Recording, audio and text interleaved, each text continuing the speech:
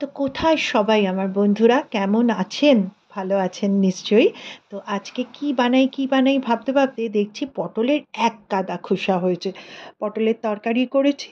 তো কি করব, খোসাটাকে ফেলে দেব? খোসাগুলো যেন আমাকে বলছিল আমাকে দিয়ে কিছু একটা বানিয়ে ফেল। তো আমি অমনি চটজলদি বসে গেলাম মায়ের একটা রেসিপি নিয়ে। মা এটা খুব করতো। পটলের খোসা মা ফেলতে চাইতো না। তো চলো, আমিও সেটা দিয়ে একটু করে ফেলি মায়ের মতো করে।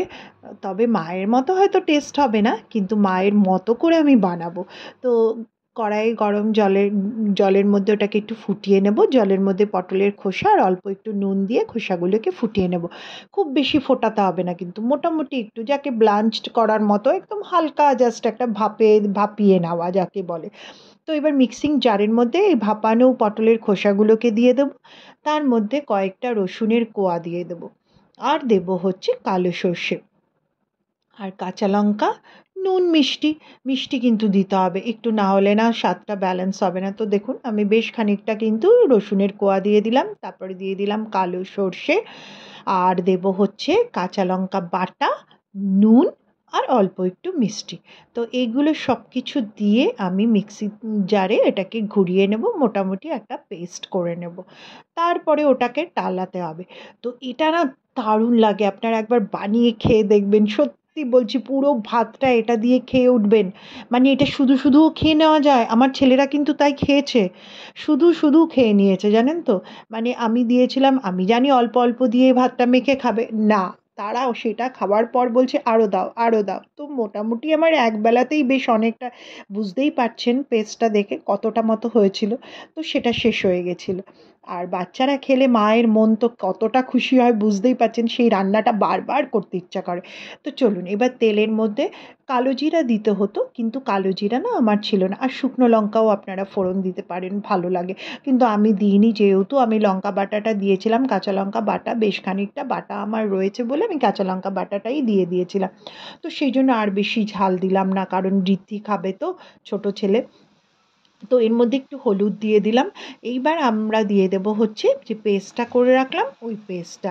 আর এরপরে না, যখন এটাকে ভালো করে নাড়াচাড়া করে শুকিয়ে নেবেন, তখন একটু দেখে নেবেন নুনটা কীরকম আছে। নুনটা কিন্তু স্বাদ মতো দেবেন, আপনাদের স্বাদ মতো, আপনারা কেমন নুন খান সেই অনুযায়ী সেইভাবে নুনটাকে অ্যাডজাস্ট করে দেবেন। তো চলুন এটাকে ভালো করে একটুখানি আমি এই জলটাকে পুরো শুকিয়ে নেব। মানে কি বলুন তো, কড়াই থেকে না পুরো জিনিসটা শুকিয়ে গিয়ে আপনি আপই উঠে আসবে, তাতে দেখবেন বেশ ভালো লাগে। আর এটা চেষ্টা করবেন সর্ষের তেলে করার, তাহলে আরও ভালো লাগে। আমি সর্ষের তেলে করিনি, আমি সাদা তেলেই করেছি, কিন্তু আপনারা চেষ্টা করবেন সর্ষের তেলে করা, দারুণ লাগে তাতে, জানেন তো। সর্ষের তেলের একটা ঝাঁঝ আসে, তো আরও ভালো লাগে। আর যদি চান পরে একটা শুকনো লঙ্কা ভাজা আর কাঁচা সর্ষের তেলও দিয়ে খেতে পারেন। আমার না ঠিক কাঁচা সর্ষের তেল দিয়ে অতটা মানে ভালো লাগে না বলে আমি দিই না, অনেকের কিন্তু এটা ভালো লাগে। তো আপনারা যদি ভালো লাগে সেই ক্ষেত্রে কিন্তু কাঁচা সর্ষের তেল উপর থেকে দিয়ে দিতে পারেন। তো চলুন বেশ খানিকক্ষণ নাড়ানোর পরে দেখুন শুকিয়ে গেছে আমার কিন্তু পটলের খোসা বাটা রেডি। তো এটা করে একবার খেয়ে দেখবেন, তারপরে কিন্তু বলবেন। আর একটু কমেন্ট করবেন, আর লাইক করে দেবেন যদি ভিডিওটা ভালো লাগে, আর সাবস্ক্রাইব করে বেল আইকনটাকে প্রেস করে দেবেন, তাহলে আমার যখন যখন ভিডিও আসবে আপনাদের কাছে নোটিফিকেশন চলে যাবে। তো সবাই ভালো থাকবেন, সুস্থ থাকবেন, আর সব সময় হাসি খুশি থাকবেন, আর সবাইকে ভালো রাখার চেষ্টা করবেন, তাহলে দেখবেন নিজে অটোমেটিক্যালি ভালো হয়ে থাকতে পারছেন। তো চলুন, কেমন লাগলো দেখতে, ভালো হয়েছে না? খেতেও দারুণ হয়েছিল, সত্যি বলছি। তাহলে আসবো আর একদিন, আজ যাই, টাটা।